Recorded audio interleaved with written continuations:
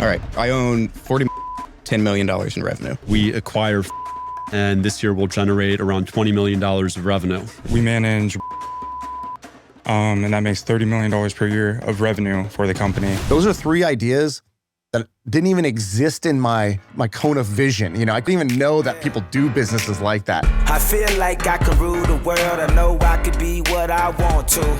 I put my all in it like no days off. On the road, let's try. All right, how's it feel to be in real life? This is strange. This is weird. It's been... There's normally a actually, we should screen put right a here. side-by-side of the last time we were in person in San Francisco doing it on the red chairs. So when you started this thing, and then I came on 2 or 3 months later, we had these bright red chairs that we bought off Amazon for $150, and it was just us sitting on chairs. And I hated it because you could like see like a crotch shot. Yeah, I think I might be doing it now. And you're just like sitting like this. And then we had a camcorder. Well, we would have a guy in the room and we'd be like, hey, are we good to go? Is it all good audio, video? And he'd be like, I think so. It was like, I think so is like not what you want to hear from the guy who's just setting up the recording. He was my summer intern. Yeah. And it was one camera. You ever done audio video before? No. But I hear you. Yeah, I can hear you great. What do you think of New York? Have you been to a bodega yet? Yeah, we went to a bodega, yeah. So I talk about bodega culture. I don't know if you've like seen any that have you seen any that have impressed you? I have to like stay out of bodegas because I just start chatting it up for too long. It's the best, right? Like, dude, I've been here for 75 minutes talking to this guy. Dude, like the cashier, Yeah. right? It's the best. I'm friends with so many bodega owners. And we could do a full MFM just inside a bodega. I probably should have done that actually. And like, it's the pure definition of entrepreneurship because you could clearly tell like, oh, one day someone asked for cereal. Now they have 10 Costco-sized things of cereal and they're individually packed into an iced coffee cup and they just sell cereal now. Yeah. Like, that's just what they do. There's no like, does this go with our mission statement? Like, no, we sell cereal now. Right. I don't know if you need a license to guy... sell food, even though it says don't repackage this for individual sale. We sell cereal now. Right. And that's what I love. All right. So today we're doing something a little bit special. You said you were coming and I reached out. I basically just slacked like the Hampton channel. I go, who in New York has like an odd business that we can like impress Shaan with? And so we picked 3 different entrepreneurs. I tried to find 3 businesses that were off the beaten path a little bit because that's why people like watching MFM. You guys like watching or seeing like kind of strange businesses. So hopefully you can open up your mind and being like, oh, there's a million ways to get done whatever I want to get done and build a big company. Right. So I picked 3. Okay. So they're going to come on. What are they going to do? So we told him, we just bumped into him. We just told him, hey, come in here and don't start with words. This is MFM. You got to start with a number. And don't make us dig it out of you. Just give it to us. You know the shtick. You know what we like to do here. We like to know MFM. We like you to not be humble and brag about that. We want you to brag a little. So they're going to say a number. They're going to say what they do. And then we're going to get to know their business because we're nerdy about businesses. And then at the end, you know, we will ask them 2 things. We'll ask them what adjacent business opportunities are there? Like what other businesses do they see because of where they are in their tiny niche that we don't have enough exposure to, that other people might go run at? And then 2, like, how can we help them? Like, what's the burning question? Where if they just had me and you for like, 10 minutes, what would they want to talk to us about? So that's what we're going to try. All right. The first guy. Ben, we can bring him in. What's up? Much. How you doing? All right. Welcome to the podcast. Thanks. All right. So I've known Alex for a year. Yeah, a year. We're very good friends, so I'm going to be biased. Okay. Start us off with the big number. All right. I own 40 publications, 40 magazines, $10 million in revenue. 40 magazines, 10 million in revenue. Yeah. What sorts of magazines are we talking? Real estate advertising. Real estate advertising. Okay, give us an example. All right. So, by the way, you got to carry one. You don't have one on you at all times. That's insane. Yeah. Real estate agents basically pay us to promote their listings. So, magazine is like a lookbook of all the listings that are on the market at that time in their neighborhood. And it goes to a lot of different like locations. Like, do you have different 40 meaning? Yeah, 40 meaning basically we've divided the country into 40 locations. Zones. So we're covering all of the U.S. and Canada. How big is a magazine? Like how many pages? Anywhere from like 100 to 200. Well, who's the reader? Because you said realtors are the ones advertising or want. Realtors are advertising. Who's the reader? We have a mixture, but basically we mail the magazine out and we'll mail it out based on property value, income, things like that. With the goal of being a real estate agent has a bunch of listings in New York City or something, I don't know, Dayton, Ohio. Yeah. And you want to show the resident of the homes on this block that they should either use this real estate agent or buy some of the nearby homes? Yeah, either or. Okay. Yeah, cool. yeah. Agents definitely are using it to pick up listings. Like they want to be able to say, look, where I'm going to advertise your home, things like that. But they also want to sell the listing they have. And what's it called? Haven Lifestyles. Haven Lifestyle. Okay. How did you come up with this idea? All right. So I started it with my business partner, Ryan. We were college roommates. I was a couple years out of college. I was actually a bill collector for like 5 years through college and after. A bill collector? I was a bill collector, which I think really helped with sales. Like just having to call people all day for money, being rejected. Are you like the muscle? Like what is a bill collector actually doing here? Dialing them up. It was credit card. So it was like Victoria's Secret. It's literally Victoria's Secret credit cards. But yeah, anyhow, I did that. I was a supervisor. I got drug into some HR nonsense that I couldn't believe and like having to basically defend myself. And I texted my college buddy. I'm like, dude, you want to do something? And he was like, yeah, let's start the magazine. So that's where we started. But why the idea of the magazine? He was already doing it? He had a small publication in Annapolis, Maryland. And he said that basically agents had reached out to him and like, why don't you do something in DC? We want to advertise in DC. So we just launched one. Who's the biggest? How many companies do what you do? There's a lot of small publications. So like each city you go into will have like a publication, but we have them across the whole country. And you do 10 million in revenue. Can you say how much profit? Yeah, like 2.5. Okay. And the biggest one in the space is how big? I don't know. It's not public. We could be one of the biggest in the space. Like most of them are franchised. How many years have you been doing this? 10. 10. Okay. So it's been a slow build. You've been steady at this revenue for a while. It's been a slow build that has jumps. Give us year one. What was year one like? 300K. And that's just me going, meeting individually, like just grinding it out. Okay. And my business partner handling everything. And did you know right away, like, this is it? I'm going to do this for a while? Or were you, even after year one, were you still like, I don't know. I never thought 10 million, but I thought enough to support myself, yeah. We launched an initial publication, like we just did a free version of the magazine, like just let us put you in, I'm going to show you what it's going to look like. And then I went around and had meetings all week. And I'm like, here it is. And literally the very first meeting, the guy's like, all right, I'll do it. I was like, okay, cool. Like I'm like 25 years old. All right. And just meeting after meeting was like that. Got to a meeting where a guy's like, what can you do for 10,000? Which is way more than we were charging. Like how many covers can I get? So just like all of a sudden, like I'm calling back to my business partner every few minutes, like, dude, there's another. Like there's something here. But I kept my other job for like 8 months. But so the it's more like a brochure, but it's a magazine because it's got a lot of pages, but it's a brochure. You're just showing off other people's stuff. Don't call it a brochure, right? man. It's a magazine. You're just sending a magazine unsolicited, correct? There's not. Yes, not like it's true. It's on no subscribers. Your junk mail. Sure, junk. Yeah, it's not a subscriber magazine. Also, I should say, that's like calling Victoria's Secret just underwear. Yeah, exactly. A huge portion is online at this point. Like we do drive most of our traffic online, but everyone is paying to be in the magazine. And who is doing? So let's say I want to be in the magazine, and I say I'm in. Who does the artwork? Who actually makes like the pages? We handle it. Most of our designers are Philippines. What's that? Philippines, yeah, basically. And how many of them are there? Because to have 40 magazines, and how often? Quarterly or monthly? They're all once every 6 weeks. We print 30 different magazines a month. Why did you just say every week we've got 7 going? Most of it's online. Most of the exposure. So when you're talking about subscribers, junk mail, whatever. So like we mail copies out. We do that based on, like I said, net worth, things like that. And then we're also driving another, 90% of our readers online, which are then looking for people that have like recently been looking for homes, things like that. How many people work there?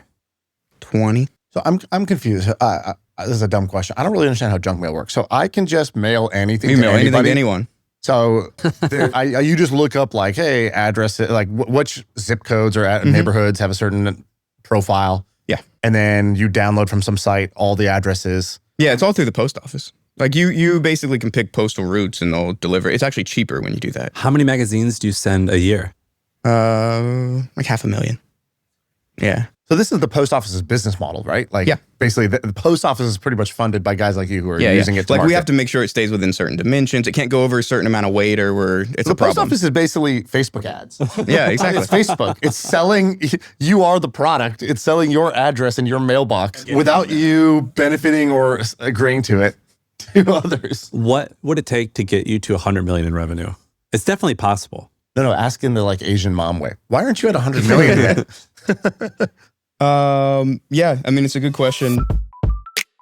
Hey, I want to tell you about something pretty cool. We have a database of all of the unsexy business ideas that have been discussed on this podcast. So hundreds of episodes, the team at HubSpot went through, they pulled out all the unsexy ideas. So not the super high-tech ones, but the simple, relatable, interesting, profitable ideas that we have brainstormed, and they're all available for download for free. Just click the link in the description below. Thank you to our friends at HubSpot for sponsoring this podcast and putting together this free resource for you guys. Back to the show. It's kind of a question I would have for you too, because I know you always say you get to 10 million. I know you can get to 100 million. So like how? I think there's a few different ways. I don't think there's like one like switch, flip of a switch. I think there's a lot of other verticals we could be hitting. Other than real estate agents. Like home services, or is that sort of thing you're talking about? Or? Yeah. Which we do within our publication, but I think if it was specific to their market. Awesome. You've told us about the business. Magazine company, AKA junk mail. You send it to people. What's the burning question? Like, where could Smart Friends help you? Yeah. I mean, honestly, I do think that question of how do you take this from 10 to 100? Can I take a stab at helping you? So first, I always want to know, what's the default growth rate? Meaning, how much did you grow last year to this year? What do I expect if nothing changes? Probably like 10%. 10%. Okay. So to get to 100, or is your real goal 100? What's your real goal? My real goal is to double profit. Double profit. Okay. So you might not even need to grow top line. We grow profit faster than we grow revenue. Yeah. It seemed like when Sam was asking you, like, who's the biggest at doing this? And you were kind of like, we might be the biggest. One thing that I could immediately tell that's very different about you than the way both me and Sam are reverse engineer type guys. Mm-hmm. We like to understand what's working for others, how big other people are, to give ourselves, like, we create this almost like box. And I feel like you don't do that as much. Is that fair? That's definitely a weakness. Yeah. But you're happy. Yeah. Super happy. So yeah. It's like, what I mean is like, to be clear, we have a sickness, and you seem fine, but we'd like to infect you with our sickness. He doesn't need to more. change. Yeah. But if you did want to change, here's what I might do. I think what I would do is, maybe it's not like direct, like, oh, who also sends home listings, sells to realtors, but just the general model of mailing out magazines or informational stuff to homes and generating a big business off the back of that. Who else does that? That's not exactly your space. Like, are there like wealth management companies that grow this way? Or is there some other category that grows this way? I think it's a little different, but I think the most intriguing are like neighborhood publications. So I don't know if you've heard of Stroll. But or they do Revolution, is that one? I don't think it's Revolution. There's Stroll. There are others. Is this kind of like what's going on in your area? Is that what it is? Years ago, I talked about this. I think it was called Revolution. It was a neighborhood publication that's a franchise model that back then, I think we were in real life when we did this actually. It was like north of 100 million. Yeah, they're definitely over 100 million.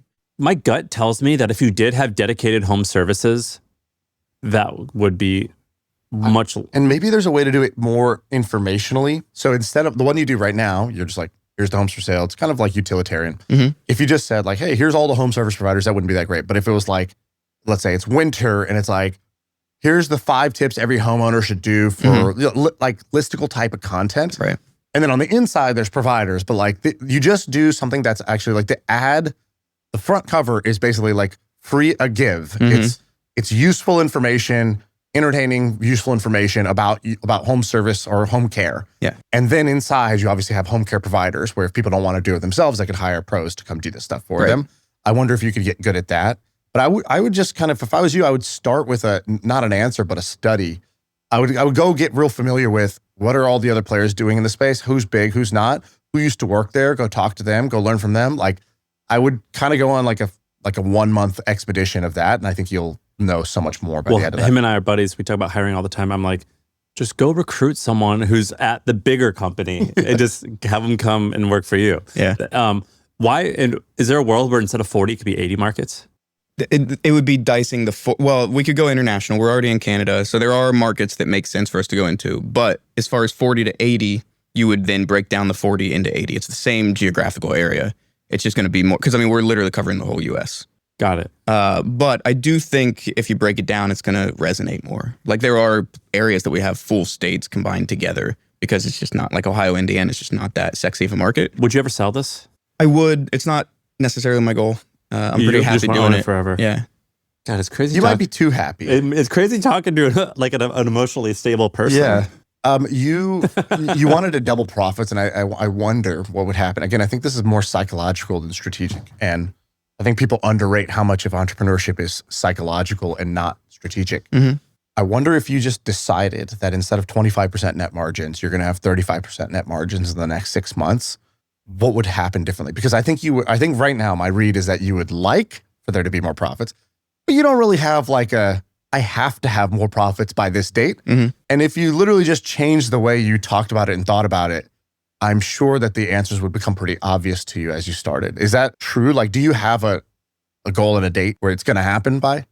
Yes, but it is a more recent change in the mindset. So What is the goal and the date we can hold you to? it was 1 year from a month ago. So I got 11 be at months what? To double? Yeah. Double profit. To be at a double as in double the run rate at that point. So get to 4 million in run rate profit.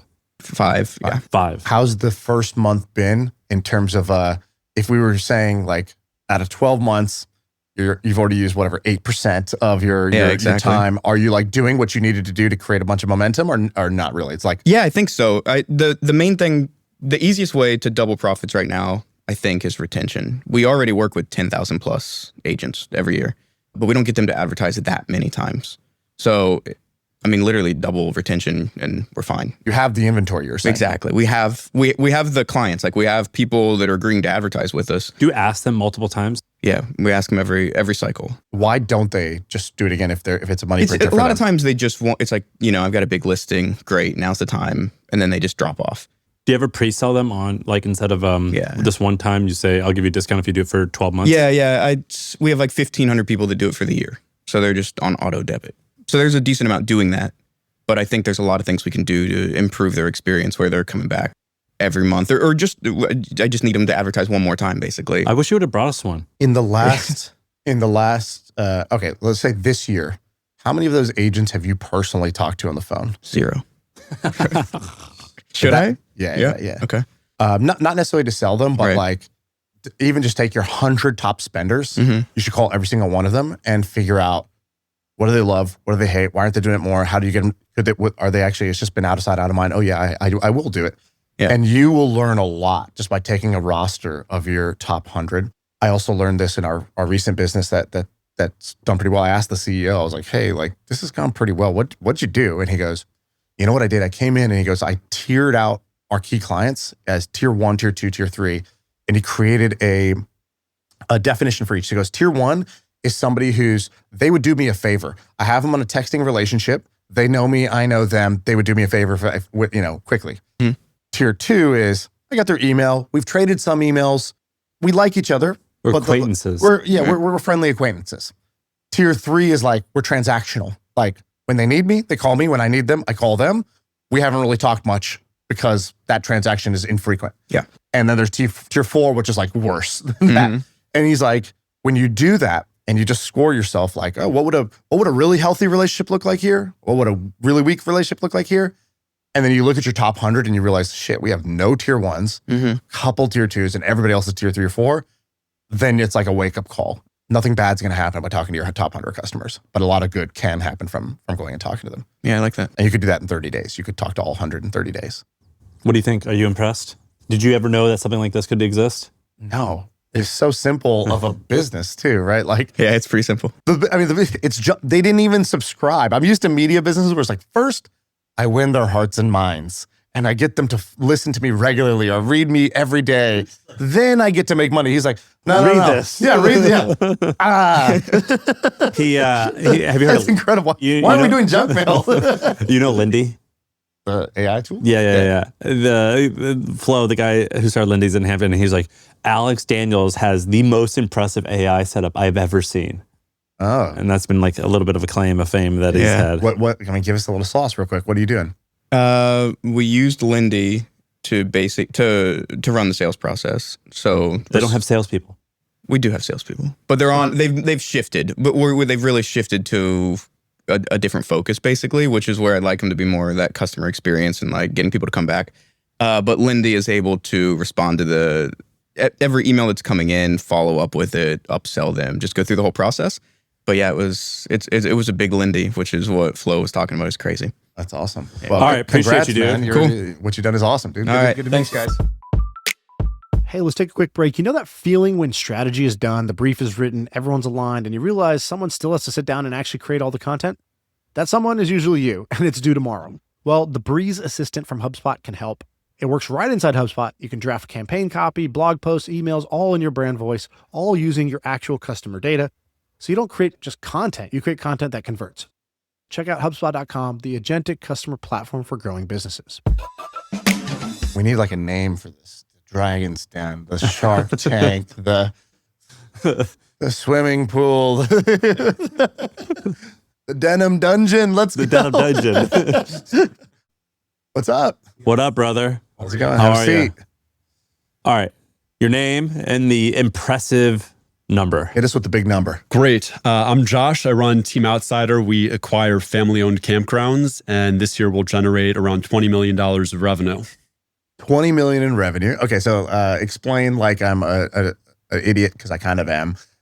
What do you do exactly? So We acquire campgrounds typically from families who are looking to retire. And a campground, the majority of it is like a hotel, right? So we're renting different spaces. Some people come in their RVs, so they have effectively a traveling hotel room.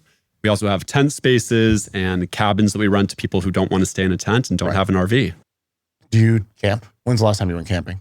Like 10 years ago, but I appreciate it. I haven't gone camping in like 20 years. So a campground is literally just a piece of dirt, right? So the ground. We have amenities. So all of our campgrounds have stores. We typically have a cafe where we'll sell ice cream and sometimes burgers and pizza. Like cabins basically, or? We have cabins as well. Yeah. We have swimming pools, lakes. At one of our campgrounds, we have a go-kart track. Oh, okay. So it's a very outdoorsy hotel essentially. Effectively, yeah. Okay, we're looking at one here. Perfect. What's like the most popular one you guys have? They're all really popular in their local communities. The first one we bought, which is right near Grand Teton and Yellowstone, is really popular because that's a major tourist destination. We have one right outside New York City called the Never Sink River Resort. It's a couple hours away, so that's really popular with folks who live around here. So give us the story. What makes a guy want to buy a campground? How'd you even realize that that's a good opportunity for? Yeah, so I met my partner in college, Cody. We studied together and started a business together, which was tremendously unsuccessful, but showed us that it was really a good relationship. And so we stayed friends post-college, got some working experience, and then realized we wanted to do something together again. We were looking for a business where two non-technical founders could hopefully have a winning situation. And we wanted a market that was large enough to participate in and interesting. One where there was an immense amount of fragmentation with ownership, one that was operationally complex, and one that was meaningful, where the team members would feel good working there and where the customers would feel good about being part of it as well. So how many do you own? Currently we have 16, and there are about 4,000 sites amongst those in 10 states. And did you raise money? Yeah. So the first one we did with our own cash and an SBA loan. So just kind of— That was the Yellowstone one? Yeah. How much was that? About $3 million. And so how much money of yours and loan did you put? The loan was 80+%. Yeah. The rest was cash. Sorry, so that was an already operating site. Everything we buy is existing cash flow. It's been there generally for decades. Most of these are staples within their local communities. So let's walk through that first one. So Sure. you find this property. It's doing what when you buy it? It was generating around $500,000 of top line of total income. Top line, and then the cash flow on that's what? About 35%. Can you do that for me? Yeah, we call it 150. Okay. And you buy that for $3 million. Mhm. Okay, so that's the entry, and then you do that knowing, hey, we think we can turn that 150 into 250. What was the insight at the time? Yeah, so that one didn't have a lot of digital marketing. It was it like a mom and pop thing? All of them are. And everything's on paper, and they've been doing it forever, and they're like, our kids don't want this shit. Do you want it? Exactly. So we are oftentimes the succession plan for these sellers. And so these are multi-year relationships. We've got a couple under contract right now. One of them I've been talking to the seller for 5 years. And generally what happens is we maintain the relationship, and when they're ready to sell, we get the call, hopefully. And what were you going to do to make it better? And what does better mean? Yeah, so there are a few things we can do. One of them is introduce just professionalized systems. So digital marketing, a better website, VoIP systems for the phone to be able to make sure that the training is happening the right way. And does marketing mean like Yelp and Google reviews? Google reviews, but also paid ads, a better website. Oftentimes there's no digital reservation systems. So we'll introduce that. Got it. So that's kind of on the technology side. I think I missed it. So you're like, I wanted to do something with my friend, and then you had the like business school explanations like high fragmentation, blah, blah. No. Like, where were you sitting when someone was like, should we buy campgrounds? Or like you met a guy who's rich that bought campgrounds. You're like, we should do that shit. Like, what actually happened? Great question. So our backgrounds were in hospitality and real estate. Okay. So there's an obvious confluence there. Right. And then Cody lives in Bozeman, Montana, and is an avid RVer. So he said, hey, like the thesis sounds interesting. Why don't you fly out here and let's drive around the country, meet some owners, team members, guests, and see if this is something that actually has a little bit of a spark to it. Right. So I flew out from New York, spent some time on the road, meeting different campground owners and team members and guests, and just fell in love with the space. And how much money have you raised in total now? We have raised around $60 million. You've raised $60 million from acquire, what'd you say, 15-ish properties? We've sold a couple, but we have 16 currently. And what is it all worth? North of 100 million. Does that mean that 40 million is you and your partner's equity? No, we've raised outside capital. So at this point, we have family offices we work with. We have a select group of accredited investors we work with, and we have a few institutional partners we've worked with as well. I guess what I'm saying is, of the 20 million in revenue, or if you value it, I don't know anything about real estate. However you value it, how do you get personal cash flow or net worth from it? Like most real estate operators, it's promote based, and different deals are different depending on the investment partner, right? So we are back end incentivized largely for most of these. Typical private equity structure where there's a preferred return, there's a return of capital, and then there's a split depending on kind of who the investor profile is. And so when you do that first one, you go buy it for $3 million, it's doing $500,000 in revenue, $150K of cash flow. What happened? What was the success story of that one? Obviously it was a success, otherwise you wouldn't have 16 more. Well, we were able to refi a couple of years later, so took all of our cash out. And you brought the income, the NOI up to what? The NOI in that one went from closer to 300 at that point. Okay, so you doubled the profit on the thing, refinanced it out, used that capital to go buy the next one. Exactly. That's pretty awesome. Why are campgrounds? If I wanted to go do real estate, why would I choose campgrounds instead of whatever, retail shopping, multifamily, office, whatever? What would be my advantages if I was going into this? Strong yield. It's operationally complex, which means there's opportunity to drive value, and really attractive depreciation characteristics that are similar to manufactured housing, for example. So you can depreciate the roads and the infrastructure. There's very limited land value in a lot of these more rural markets, limited building value. So the depreciation characteristics are also really attractive to people who are tax sensitive. Will you do this for forever? I hope so. You just, I love it. Like looking down 10 years or 20 years down the line, where do you hope to be business-wise? Yeah, so look, I think the larger opportunity as more of life moves online, I believe businesses that get people together in the real world are going to be more valuable. And there are different types of experience-oriented real estate that can speak to that thesis. But campgrounds still have a lot of runway. We still have a big pipeline of properties we'd like to be a part of. And so hopefully we're doing this for forever. Who are the big dogs in this space? Yeah, so there are two very large REITs in this space that initially were into the manufactured housing side of the business, but recognize both from a depreciation perspective and also the infrastructure is very similar, right? You're renting pads. There's a campground REIT? There are manufactured housing REITs that have a large portion of campground exposure. Oh, that's interesting. Yeah, so that was one of the ways when we were researching this that we got a little more comfortable with the idea. When you're buying these, you're buying out the operator, and then you put a property management companies. We're the manager. You are the manager. Yeah. So initially, we didn't think we were going to go that route. Initially, so Cody, my partner, went and managed our first location for the first year, scrubbed toilets, did the whole thing, and we thought, learn how to hold a shovel and dig a hole, and then you can hire a third party to manage it, like most real estate sponsors do. And what we realized is, A, you can't outsource culture. So that was going to be really important for our success. And B, if we wanted to scale, there weren't really, at least at that time, competent third parties that could scale with us. So we made the decision to build an OpCo in-house and have been managing our properties ever since. Your branding's cool. It's Thank you. Awesome. Yeah, appreciate that. And when I was looking at it, I was like, I would like to go see this. Is there a world where you would buy many of them in a similar region and create a membership? Like is it KOA? Yeah, we're actually a KOA franchisee in certain markets. So how do I explain KOA to someone? I mean, I don't know McDonald's of campgrounds. Okay. They've got 550 flags across the country. They own about 50 of them themselves, but they are a franchisor. No, they're. But is it like he's saying where it's a membership, or it's just a brand you can trust, you know what you're going to get when you go? It's a brand you can trust that you know what you can get. Yeah, it's like when I do road trips and I want to camp, it's like something might be a lot nicer, something could be a lot worse, but KOA, I know what I'm rolling up on. Like I was talking to a kind of like a famous guy, and he was like, "Oh, out an hour outside of cities, there's something called, was it postcard cabins or something like that?" Yeah. He's like, "Oh, I love going to those with my kids." It's like, what's the story there? Then I looked it up. It's like owned by Marriott or something. They sold to Marriott last year. It's Okay. a little bit of a different model. They were focused on very remote single units in destinations where you didn't have to see your neighbors. We are more community focused. So a lot of our campgrounds have seasonal guests, which basically means these are people who reserve the right to a specific space for the duration of the season, pay before the season starts, and come every year. Grandma's there, aunts and uncles are there, kids are there, everyone's been raised there, all the friends are around. So it's very sticky and communal. But is there a world where you do brand it so it's similar to each property has maybe a different shtick, but it's all under one brand?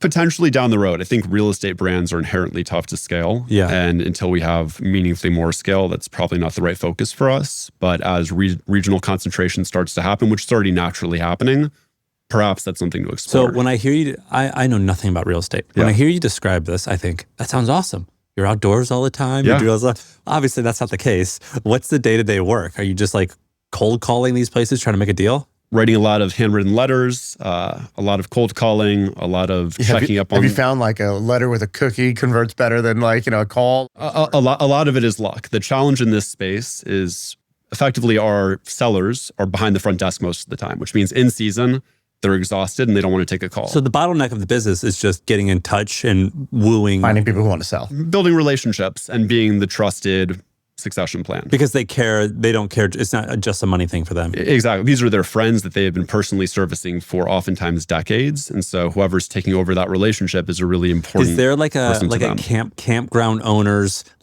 publication or summit or podcast? Yeah, there are Facebook groups and conventions and Are all you just the like things. posting them all the time with like the same thumbnail image of across all of them, so everyone like starts saying like, "Oh, this is the guy. He seems like a good guy." A bit of that. We're trying to figure out how to do it in an authentic way. And that's a tough balance because there's a level of mistrust around being over-marketed to in this space. So a lot of it is catching them on the right day when the campground's a little bit less busy and they answer the phone. We can start a relationship. And then, years later when they're ready to sell, we get the call. This sounds pretty awesome. Is this, how many hours a week do you work? A lot. Yeah. You grind? Oh, yeah. You're in grind mode? Yeah, absolutely. But I love it. There's a lot of real estate people, they choose real estate because while real estate is work, there's a way to do it or a state you can reach that is not about grinding and it's about like you have a lot of flexibility and you got cash flow coming in or you flip a property and you can take time off. You can do all kinds of things. Sounds like you're approaching it more like company building than it Company is. building, and it's a hospitality business. Yeah. Right. We've got tens of thousands of guests every year, 350 people on the team. So there's no easy break period.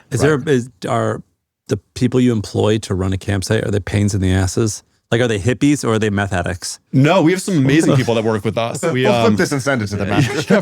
Please. You answered this question. Look, the majority of our team is incredible. They are aligned with our mission, which is to be the most hospitable team in the world, which when you're trying to replace a mom and pop operator is really important because the hospitality that a family provides is awesome. Really tough to beat. But we do have some fun stories of team members that haven't been the right fit. We had a situation where we found out we had employed a convicted bank robber. We had robbed 9 banks. I had to go personally fire him in person. And what was that like? Terrifying. Yeah, he actually was incredibly nice and reasonable, but the drive in, I was very scared. Had another situation where we found out through a guest that some people in the team had been cutting down our trees and selling the wood for cash on a Facebook page. So wasn't a great situation. And again, these are total outlier situations. They're just fun for conversation. Hey, why do you live in New York? Why do you do this in New York? My family's here, my wife's here, my son's here, my parents are here, my in-laws are here. So, when you have kids and the grandparents around, but my partner's in Bozeman and look. So let's hit it real quick. What's the burning question? If you had a burning question, something that we can give you kind of a quick, maybe a different insight on than as an outsider, what would be helpful? Sure. As you think about what we do and trying to scale culture to a team of hourly employees across 10 states with this workforce, what is something that we could do differently to keep people incentivized to deliver the level of service that we're trying to deliver? And if you can solve this in 10 minutes, I will love you forever. Well, actually, I'll give you a quick story. So my first business was a restaurant business, which has the same problem, frontline workers in hundreds of locations if you do it right. And we met with the founder of Chipotle, and he said, if you can get a frontline worker to care about the customer, like treat this the way you're treating this first location, you'll make billions of dollars. The problem is that's the hardest thing in the world to do. And Chipotle actually did some pretty interesting things where like both in the naming of it, like they have general managers, the general managers get comp. If any employee you ever have becomes a general manager, even if you no longer work at Chipotle, you get 10 grand in the mail. Like they do lots of things to like build a culture where they get people to stay longer than they normally would, to work their way up the ranks, to actually think like an owner of that place. And so I would just study, I'd make a list of the 15 companies that have already solved this problem. I would study what works. I'd look for common patterns, and I would try to hire people who were there in the early days, either as consultants or as a full-time person. Often you can find retired people who you're not going to hire them, but they kind of want something to do, and they're sitting on this wealth of knowledge because they helped scale, whatever, some cruise line. Sure. And, and now they're just retired. And I think that's what I would do if I was going to solve this problem. My real life answer is I run away from businesses that have that problem. Because I'd rather pick a different hard, but you've picked this hard. Yeah. So good luck. Have you read, obviously you've read Will Guidera's Unreasonable Hospitality. Big fan. We had him on the podcast and he told 2 stories that was interesting because I was like, okay, this works good in a fancy restaurant. Where else does this work? And he told 2 stories. The first one was, he was like, I worked with a dealer, a Ford dealer, like a car dealer. And I worked with them. I go, look, let's just find like a forgotten moment where we could blow someone away. And Will goes, let's go sit in the car. Let's look around. He goes, what's in the glove box? And the dealer was like, nothing. We don't keep anything there. He goes, I got it. Let's put a $15 Starbucks gift card in the glove box of every card. And we're going to put a note that says, whenever you're going to open this glove box, we wanted to surprise you with something special. And that's all it said. The second example where he got his team to do it, he told the story of a UPS store owner. Not exactly a high margin or wonderful business necessarily, but he was like, every week the owner had a competition to whatever person did that was considered the most hospitable thing. They just got a $20 bill. That was it. And he was like, just doing that one contest, it changed the whole culture because now everyone was competing on who can be the most hospitable.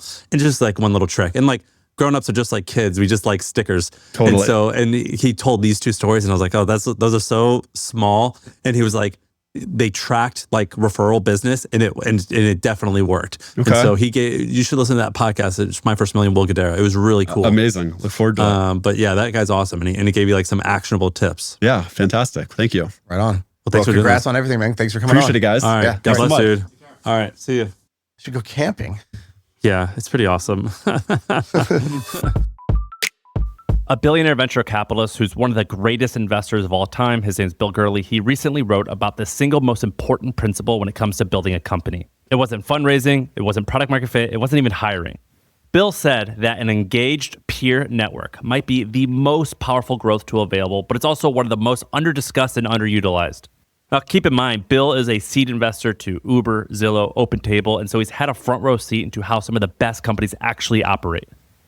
And after decades of watching what separates the winners from the rest, he lands on this. Who you're in the room with is the most important thing to whether you're going to be successful and build a great company or not.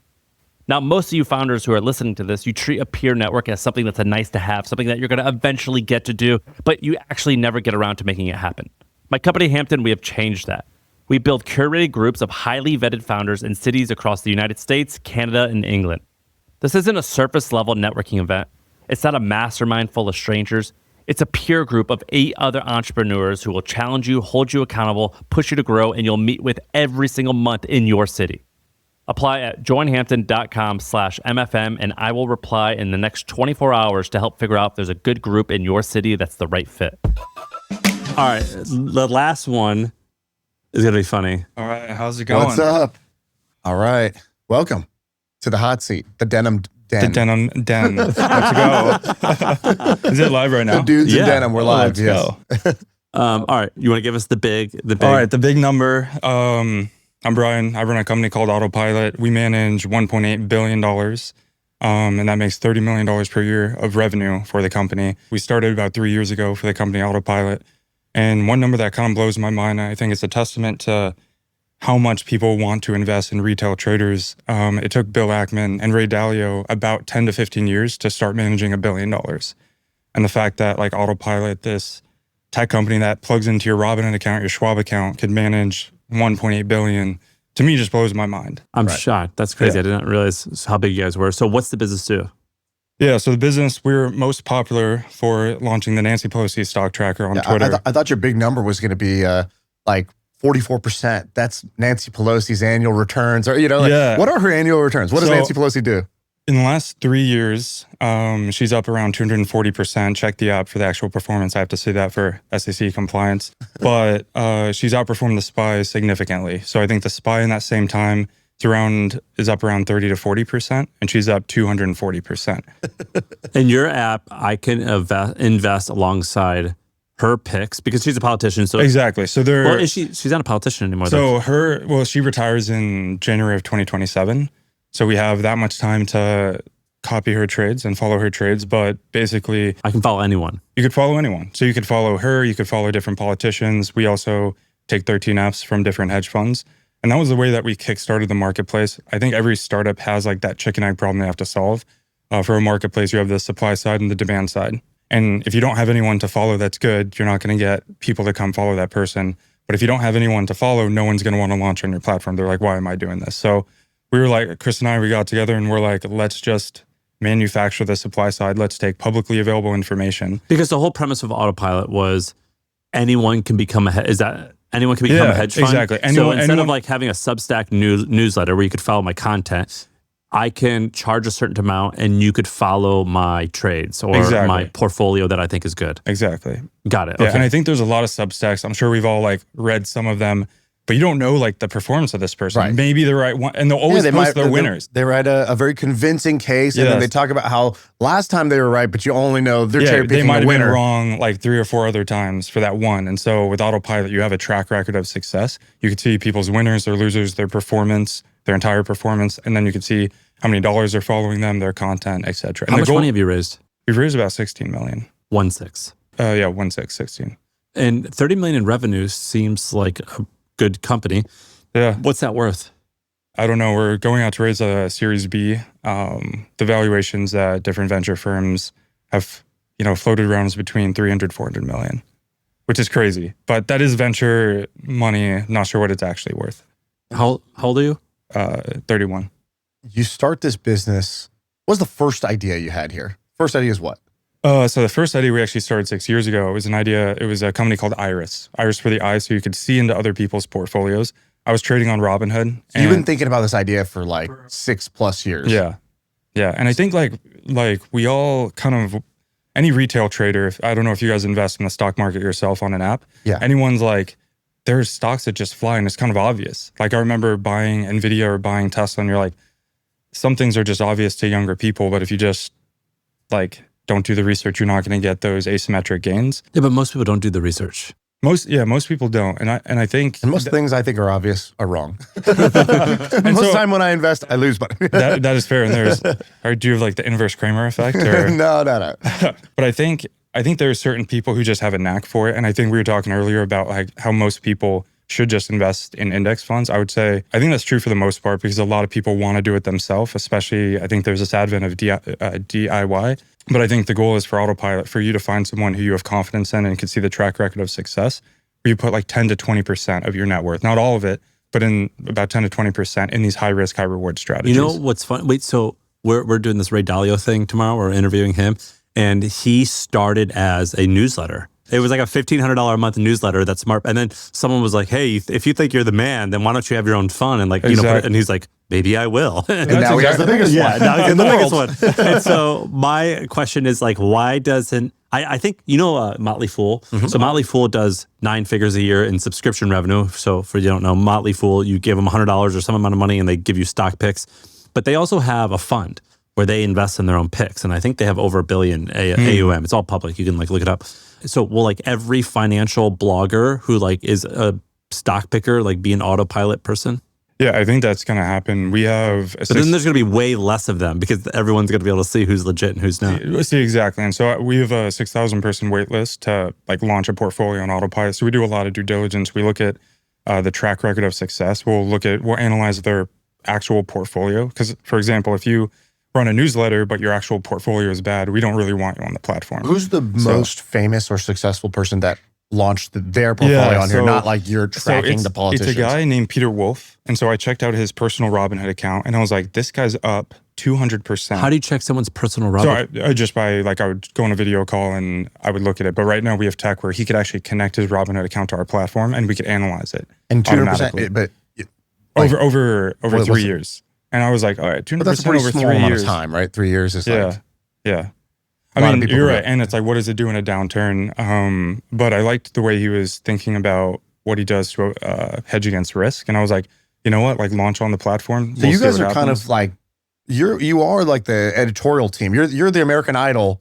You're letting them That's- sort of audition. You're that's true. picking, right? Yeah. So you're picking the pickers. Then they launch their portfolio. People then pay up front to do it, or people just copy the trade and you get it. That person gets a commission. Yeah, there's like a subscription fee very similar to Substack. How much? The pilot we call them pilots. They could set it. It ranges from $100 a year to $500 a year. And so they do that. How much are the top people making as? The top people are making around $1 to $2 million per year on autopilot, Whoa. which is insane. That's outside of their stock print. That's just their outside- autopilot yeah, that's revenue. just their autopilot. And so so that's like, that means they have how many subscribers? Like 10,000 subscribers? 100,000? It depends on how much they charge. But for example, Peter Wolf has around $220 million following him on autopilot. Oh, so you see like how many dollars are Yeah. backing you. Yeah. And so again, for example, this is the stat that we pull. Bill Ackman, who traditionally raised a lot of money really quickly when he graduated Harvard, it took him about 5 years to raise $60 million. This guy on autopilot within 1 year raised $220 million. So you're basically, it's kind of like Justin Bieber was YouTube native. Yeah. Right? He was a YouTuber first, then became Justin Bieber. And you're basically saying like the next Bill Ackman, the next 100%. generation's Ray Dalio is going to come from a Is gonna platform come like from ours autopilot. or from you Exactly. guys And specifically. do I put my money into Peter's fund? Yeah. So what would happen is you connect your Robinhood account or whatever brokerage you have, and it automatically follows his fund. So when he makes a trade, we send a notification to your brokerage to automatically buy or sell that security. Copy trade. But it's not giving the money to the guy. Yeah, and You that's keep actually the money in your Robinhood. Yeah, and Got it. that's how we are able to operate from a legal standpoint. Whenever you're giving custody of assets away to someone, the SEC gets really involved. Is that a brokerage? You have custody. That's when a lot of regulation pops How up. old's the business? It's autopilot. We've been running autopilot for 3 years, but the Okay, entire so- business structure is 6 So years. autopilot has existed in 3 awesome years. Yep. What's going to happen in 6 years when you have 3 shit years? If we have 3 shit Like years. stock market shit. Yeah. Is what he's saying. I think what we see is the retail investor right now perseveres longer than they used to. 3 years is a long time. I would say if it was like 3 years downturn, like consistently, I feel like the whole world there'll be a lot of questions for the whole world. But that happens. Well, it happens to like Robinhood and these other guys, right? Like, what do you mean? I think 3 years straight, it hasn't really happened, but I think you'll see like 1.5 years happen. So I think if and there's Robinhood almost died. Yeah, had they- Robin- yeah. but they didn't because they had raised billions of dollars. yeah, I mean, and they had an emergency funding round. yeah, so like it was a near death when moment. was that? During the That was GameStop shit, or- during GameStop. They were about to go under, and I think they had to raise $40 billion like immediately. $4 billion immediately. because they needed liquidity. Yeah. What? There's something with like being a brokerage and like the DTCC, not too familiar with it, but they're like, you need to post up this money. We don't have it. Are people nervous to invest? Are venture guys that nervous to invest? I think what we've seen in venture is just the AI wave. And it's just not, fintech was sexy in 2020, 2021. Right now with our metrics, I would think it would be very exciting for But with venture capitalists. fintech, like we have some friends in fintech, like a lot of fintech companies make like no revenue. Like, you know, you could be like, what's the thing called Wealthfront, and you could have billions of dollars in AUM, and like your fees are so tiny that so you're making 30 actual million in revenue. I think, yeah. or I think that- GMV, like that you still have to pay to. So right now, because we've launched our own portfolios where we take 100% of the revenue, like the Pelosi portfolio is ours, so we get 100% of that revenue. Our GMV revenue is 30 million, but our autopilot ARR is around 22 million. Okay, so you have more real revenue than like, remember Ankur was doing carry and like he had like $1 billion in AUM, but the revenue was like literally $1 million. Yeah, you're right. I think, I know that to me always blows my mind. I think the thing that's interesting about us is when you look at other traditional asset managers, they just put your money in like ETFs and like mutual funds, and there's no real alpha they're trying to get you. So they can't really charge that much money because you're like, why would I go to them? Why don't I just go to Wealthfront that charges like 0.1%? And so with autopilot, the reason you pay so much is because these people are, the hope is that they outperform the market. And so I think the average AUM that people pay on autopilot is around 3 to 4%. Does Nancy Pelosi hate you? Probably, I would say. Have you guys interacted? No, we've never. No cease and desist even from her? No. Wow. Nancy. They're All right, props. Respect. Or she's getting soft Game at knows her old age. yeah. I mean, the goal is when she retires, Have her join. we try to have her actually join the fund. And have a commercial. That'd be incredible. We did sponsor the UFC and got a fake Nancy Pelosi. Did you see this? This is No, I incredible. haven't. And so the goal was, this was the UFC before the election, and Trump was supposed to sit row 1 at the UFC. And we were like, wouldn't it be funny if we sponsored the UFC and it shows invest like a politician right in front of Donald Trump, and then we have a fake Nancy Pelosi right by him. Like you bought a ticket? Or Yeah, or as part of the sponsorship? no, you got so a we they had the ring sponsorship. Yeah, we had the Invest ring like a politician. Yeah. And then they hired a lookalike, Nancy Pelosi, and they had her walking in. They had you had kind of social content of her entering the arena. Yeah. Did you have to actually buy that We ticket? had to buy that ticket. That ticket row 1 was $60,000. No way. How much you spent on the whole marketing buy? About $450,000. Did it help? It didn't help directly. I think the brand affinity was there. Would I do it again? Probably not. It would have helped if Trump was actually showed up. That was a weekend didn't show when up? there was an assassination attempt. So That makes there sense. was, and I was like, dang, he's not here. But I'm glad he's safe. But I think if he did show up, I think the media that would have been picked up, the earned media would have been insane. Hey, it was So, ballsy, yeah. and sometimes you got to do what you got to do. I think it's cool. We're still talking about it now, right? Exactly. There's an earned That's attention That's fair. that happens when you do unique, over the top things. So that's amazing. Yeah, we're trying to think of the next stunt, but we'll see. How many people work there? Right now, 30, 35. So you're doing 800,000 of revenue per. It's about $1 million per employee. Right now. Walk me through the what does this look like if this is actually big? Because some of the weird ideas, this is a weird idea. Yeah. And weird ideas have a lot of potential, even though on the surface it takes a little time to I guess to me it was understand. kind of like a common sense idea. Like I don't know, growing up I was like, man, why can't my Robinhood account just like follow this other guy's Robinhood account automatically? Like I don't want to just give my funds away to someone else. Like I want to be able to do stuff myself, but I also want to like go on vacation without worrying about like when to sell or when to buy. And I think this solution to me was just the most obvious. But I think the ultimate goal of Autopilot is to become the world's largest asset manager. When you look at BlackRock, they actually do this for institution. BlackRock connects all these financial institutions. Companies will go on a tool called BlackRock Aladdin and buy different portfolios. So it already exists at the institution level. When you say buy different portfolios, BlackRock will create their own portfolios based on different risk. And so like if you're Walmart and you're, heavily invested in, groceries for this quarter, you could actually like hedge your bet on BlackRock Aladdin. If you're a Facebook employee, you could actually find a portfolio on Autopilot that hedges like tech. And that tool that BlackRock created makes around $6 billion per year, and BlackRock's one of the largest asset managers. And so I think with Autopilot, one of our goals is to get that same tech and like build it for retail investors. How do you get those? How are you going to hire those people? Well, he's saying people come to the platform like it's two-sided marketplace, right? Yeah. And so then the pilots come and they're the ones with the ideas. You verify, their employment, where they've worked. But really the goal is where anyone could just publish those portfolios and get paid. And then us as a marketplace, we take a cut of that revenue. What would be the burning question? I have a bunch of large macro questions on AI, but I also have questions because you guys have been running companies for 10 plus years. One of the biggest things is hiring. How do you find people that are highly motivated? What questions do you ask? Because one thing that I've noticed is when you hire, especially more senior level people, their ability to BS is greater than my ability to detect BS. And I think there's certain questions or certain things that you could look at that you guys probably have more experience that would actually really help Autopilot get to the next step. Well, for one, having like a personal audience is like definitely, that's probably one of the biggest perks is that you're able to like, if you cold email someone, they're like, oh, I've heard of you or I know of you. At the very least, at best, you have a lot of people who apply. But whenever I would hire for people who roles that I didn't know what the hell I was doing, I definitely would have like an outsider hiring committee. So I would have outsiders interview people all the time. And that helped me a lot. Yeah, that was going to be one of my, I've covered probably like 3 or 4 tips. They're not all related. The first is I find a lot of my hiring mistakes where I didn't actually even understand what I was hiring for. I wasn't clear enough. Sometimes that comes from I do the work for a little bit and I'm like, oh, okay, what the person's going to need to do is X, Y, Z. As you scale, that happens less. But still writing down, not like a generic, like I think a lot of people outsource the job spec to either ChatGPT, a recruiter. It's super generic. It's going to attract a generic candidate. And it's not actually clear. What are you trying to get somebody to come change in your company? What do they need to be world-class at? What sort of problem are they going to have to solve?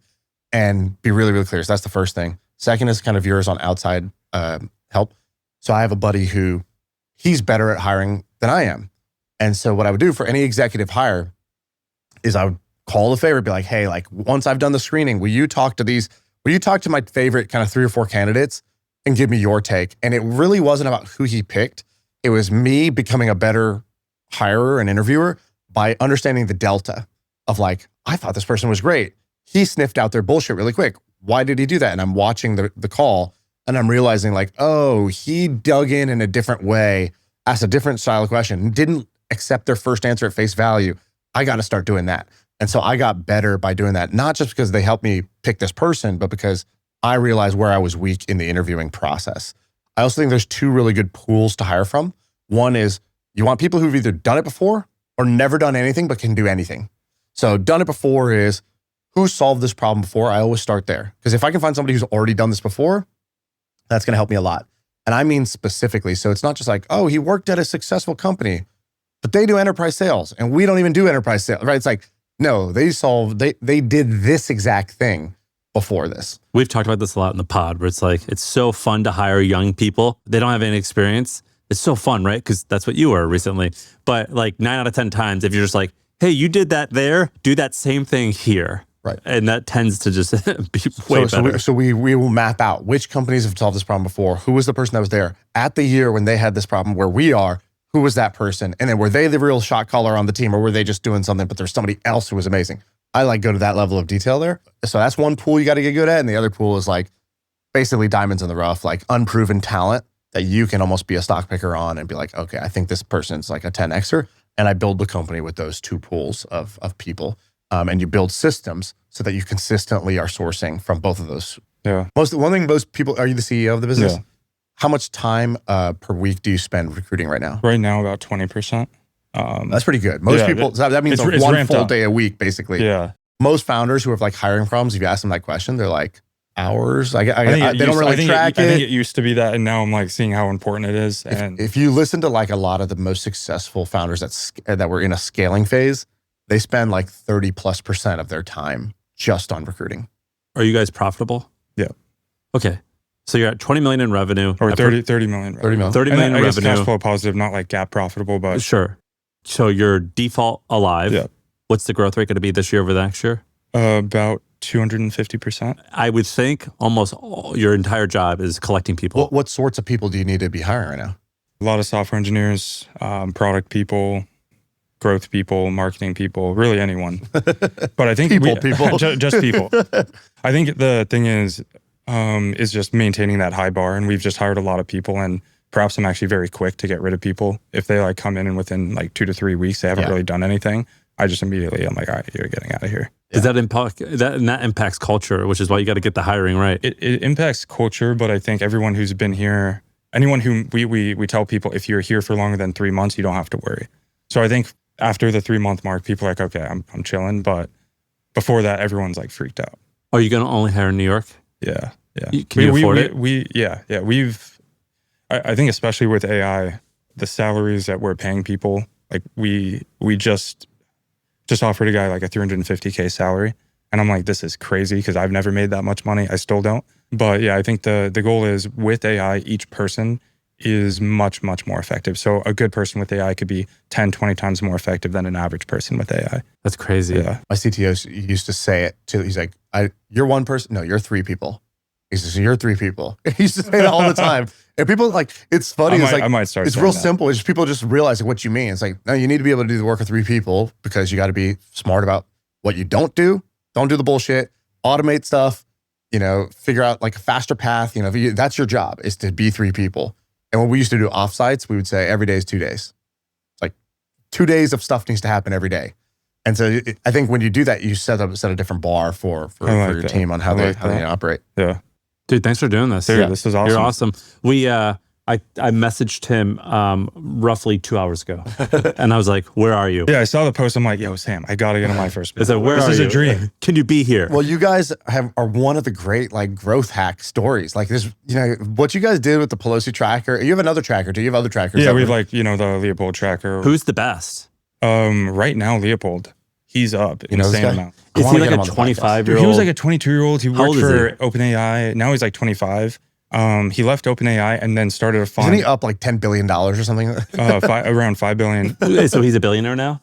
I think so. Yeah. I think And he so. raised outside capital? I think of a lot of it was friends and family, It but was like Daniel Gross and Nat Friedman, and like the smart money was immediately behind him. How It was much like, did he raise? I think originally 500 million, not Yeah. that much. And now he's at like around, upward of $5 billion. But what he did, which was super He's smart. 10x in 2 years? Yeah, he looked at what was the bottlenecks of OpenAI. And he was like, okay, well, SSDs, like a lot of people thinking GPUs. He was like SSDs, like Micron. And so he just started buying all of like the other bottlenecks that no one was focusing on. And now they're just like skyrocketing.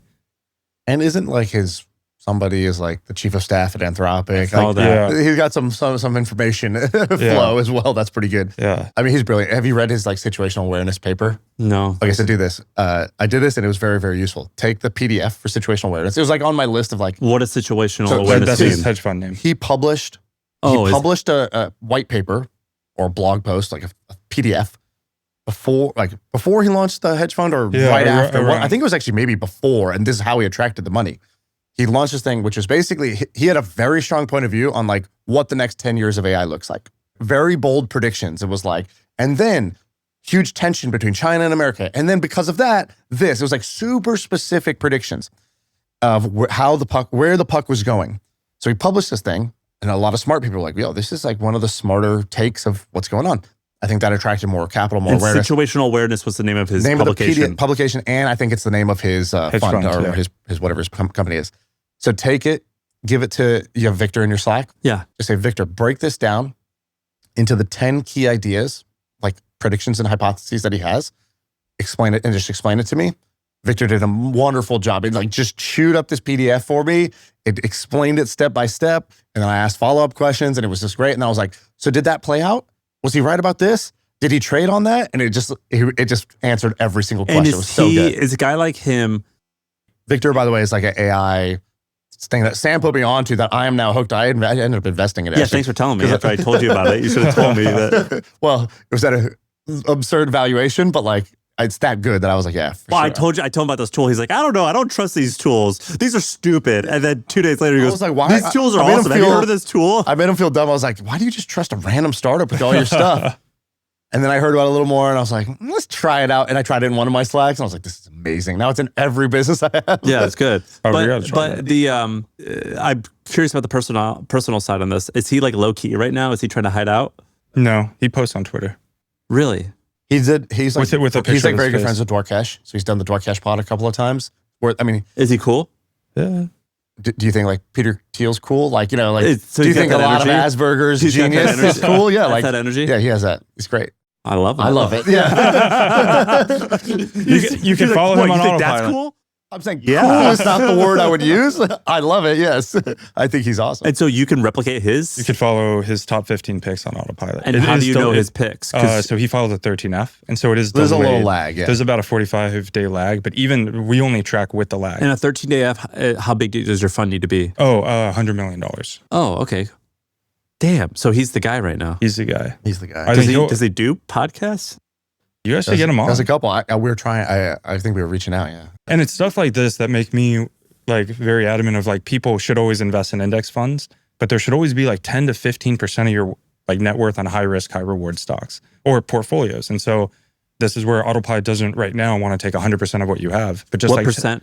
I would say 10 to 15%. Your liquid net worth, where is it allocated? Who are you following? Right now, I follow basically like 20 different pilots on Autopilot right now. So right now of your 100% net worth. So of my 100% net worth, it's like 90% on Autopilot. A lot of it is in Wait, Autopilot I want to know equity. the truthiness. So you said you connect with their brokerage account. Yep. But like people have many different accounts. So Yeah, you so we connect could with, connect to all of them. You could, but you don't know if this is tracking all of them or it's just tracking some, right? Me as the user, I don't know if you have everything that this person has done, right? yeah. So Winners and losers. So what it is the people will go on our platform and create a model portfolio. And so you only see the history of the model portfolio from when the pilot joins to now. So it's not like actually following their brokerage account. Oh, okay. But what we do have is we have what's called skin in the game where the pilots will also put their money on Autopilot following their own portfolio. And so you could be like, wow, Peter Wolf has $500,000 following his own trades verified by Autopilot. Gotcha. Are you having fun? I would say right now I'm having fun. I would say the last 3 years have been, it's hard. I would say getting from 0 to 1 million in revenue was the hardest thing I've ever had to do. Getting from 1 to 30 was actually a piece of cake. What do you think the next threshold will be? I think we're on track to hit 100 million in revenue by March next year. I think it's going to be difficult. But, Run rate. Reoccurring revenue, not run rate. Right now we're at like a 70 million run rate. But we want to get like I passed on investing in this like twice why already. did you do it? I know. But it seemed like a really hard thing to get off the ground. I It think was it actually very was a hard. hard How'd thing you to get hear off. about this? Well, I'm a degenerate, and they would listen to MFM, I think. So, like, they knew that I I'm think a you've bit talked of to a. Chris a couple I times. talked to Chris. I really admired the marketing, so I think I just reached out, giving respect. I was like, "Hey, I think it's brilliant what you guys are doing with the Pelosi tracker on Twitter and the UFC." I just I'll be thought honest, you guys were doing a really I good think job of without that. the marketing, we wouldn't be here just because of how hard this stuff is to do. What was the first round's valuation? The first round was 7 million. Right. Yeah, but that was 2020 when like there's a lot of Yeah, man. yeah. Well, either way, I'm a fan, and I think what you guys are doing is great, man. I appreciate you coming on. This is awesome. All right, we appreciate you. Thank you All right, guys. we'll talk to you in a little bit. That was awesome. Good picks. Yeah. That was cool. That was fun. I hope. This is a Hampton plug, by the way. I definitely just went into the New York channel and I just said, Yeah. who's interested? Because I didn't want to tweet it out because I wasn't sure what we were going to get. Well, I'll do the plug for you. If you're an interesting business owner and you want to be in a community of other interesting business Here we owners, go. join Hampton, and maybe you too can be on MFM someday too. I didn't realize how big Autopilot was. I thought, It's been scaling a lot. Like it wasn't that big like 6 months ago. You know, it's well, been I growing knew fast. it was 30 million in revenue. I thought that meant like GMV-ish type GMV. thing, So yeah. like, because those businesses, not his business, but that category of business is usually pretty shitty. Right. Like numbers can be huge, but the actual business, but not his. That's Yeah. insane. Yeah, he's doing well. That was cool, right? You know, one of the things with probably the biggest thing for me since I started my first million till today was I remember pre my first million, kind of like 10 years before that, the full 10 years, I felt like opportunity, like success was this needle You had to do in these this things. haystack, or it was this narrow thing, this thing I had to search for in this room. And it was so hard to find. And I needed this brilliant idea. And if is this the brilliant idea? Where is the brilliant idea that I need perfect execution? I remember opportunity just felt so scarce. And then one of the things of you move to San Francisco, you meet a bunch of people, we start doing this podcast. It's like, you just realize, oh, dude, there's tens of thousands of different ways that I can win. Opportunity is everywhere. It's really about picking what's the right fit for me. It was a total like from lack to abundance mindset shift on success. Like, where does success live? And like what I like about a thing like this that we did today is those are 3 ideas that didn't even exist in my cone of vision. You know, I didn't even know that people do businesses like that. And there's also parts of their business and their lifestyles and personality that I want to like I love and I want to steal. Right. But I don't admire the whole thing. Like, for example, Alex, I'm like, oh man, he's so calm. Like, Right. like, oh, I need to learn from that. I don't necessarily want to trade what I have for what he has, but like, I want to steal this from him. And He wasn't in a rush for Yeah. better and for worse, but mostly for better. and same with Brian, huge business taking off. I don't want to do all those stunts. I don't want to raise VC, but that's pretty awesome. But I that he- admire the creativity Yeah, and then the like Josh's outdoor business, I'm like, that's awesome. I don't want to raise money, but like it would be maybe fun to own one. Like, you know, Right. like there's really small. but I should go camping. Yeah, no, but there's like small things where I think people sometimes in the comments tease us about like having. I hate when people say you have these guests that are out of touch. Whenever I hear that, I'm like, no, you're out of touch with his life. Yeah, that's about you. You're out of touch. but But what you're- I mean is, I'm like, I am equally impressed by like hear- a $1 billion company versus a $5 million company. They're both equally awesome. Somebody, Jesse Itzler said this at one of our events. It was like an intro. It's like, hey, what should people know about you? It's like, hey, I'm Jesse Itzler, blah, blah, blah. I did this. And he goes, my thing is I root for everybody because when you root for everybody, you can never lose. And then he sat down and I was like, yo, I kind of like that fortune cookie shit he just did. I like Is Jesse Itzler really a cool black man? Yeah, exactly. No, he's the best. It's cool black guys like him. Yeah. And it's like, whoa, that's like the next level.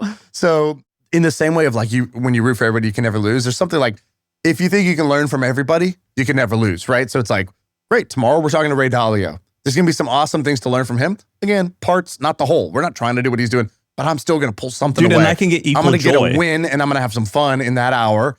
just in the same way I got wins and learnings and fun in this hour.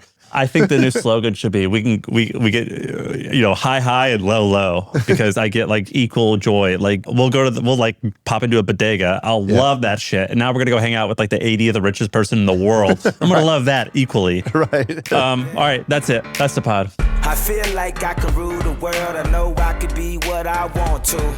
I put my all in it like no days off. On the road, let's travel, never looking back. All right, let's take a quick break to talk about a podcast. Because if you're listening to this, you like podcasts. And what's better than one podcast? Another podcast. And let me tell you, another podcast you should check out. It's called Success Story. If you like hearing about different success stories and hearing Q&A sessions with successful business leaders, or hearing keynote presentations, or just checking out conversations about sales and business and marketing tactics, this is a great podcast for you. So check it out wherever you get your podcasts.